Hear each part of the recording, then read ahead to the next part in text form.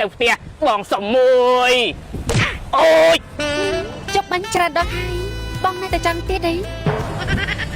បងសុំទោសស្មានបាញ់យកខ្ញុំមក បាទសុំទោសរួចខ្លួនថ្ងៃក្រោយខ្ញុំច្រឡំនាងថាជាប្រពន្ធរបស់ខ្ញុំចាត់ថើប3សើតខ្ញុំសុំទោសវិញគិតយ៉ាងម៉េចមុននឹងវាយមើលមុខមើលក្រោយផងអូននិយាយថាម៉េចមិញអូននិយាយថាចុកបាញ់ច្រាត់ដងប៉ុណ្ណឹងហើយបងនៅតែមិនចាស់ទៀតទេ អូនសម្លាញ់បងប្រាប់អូនតាមត្រង់ចិត្តអាហ្នឹងវាដូចជាបាយយ៉ាងចឹង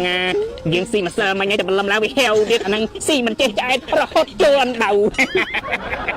អូនឆាប់ទៅផ្ទះយើងមួយទៅឲ្យបានស្អាតបាទប្រពន្ធសម្លាញ់ឲ្យយកនេះគេងជាមួយបងទៅ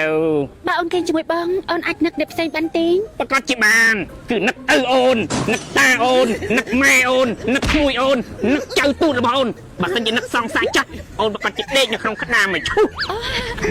អញ្ចឹងគួរធ្វើយ៉ាងម៉េចទេ គឺនឹកតែបងម្នាក់គាត់ណែអូនមានឆ្ងល់ហេតុអីក៏បងចង់នៅជាមួយអូនមកយកទៀតអញ្ចឹង ហេតុអីទេ ដោយសារតែយកមិញនោះអាសត្វមុខវារំខានបងខ្លាំងពេក អញ្ចឹងយើងគួរធ្វើយ៉ាងម៉េចទេ មុនយើងទៅគេងរូបដំណេកជាមួយអូនថ្ងៃនេះបងទៅទិញថ្នាំមូស អូ ណខាងមុខនោះ អូន បាយមកយកម៉ែ អូយបងស្ទះធ្វើបងខំឲ្យលឿនណាស់តែវាយឺតអីធ្វើម៉េច បាយមកកាត់ណៃអីវាយគេមុនហើយវាយច្រឡំទៀត អូនអីវាយគេច្រឡំមែន ហ្នឹងហើយ ថៃ បាយមកអូនមកទៅសាប់សុកវាអាបែកហ្នឹងវាណាមកវាថាអូនហ្នឹងសិចស៊ីវាហាវវាសុំអូនមួយដល់ចឹងអូនវាយវាទៅ អូអញ្ចឹងអីអញ្ចឹងមិនបានថាអូនឯងវាយគេច្រឡំ ចុះគាត់និយាយប្រពន្ធគាត់ហ្នឹងហើយអូនច្រឡំ អូអញ្ចឹងអូនឯងមានខ្លួន ហ្នឹងហើយមកគាត់និយាយមកមុខអូន អូ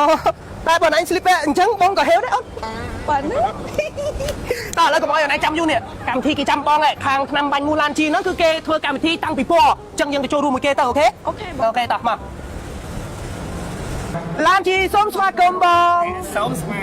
បងអាបែកហ្នឹងឯងអូនវាយច្រឡំ មើលបង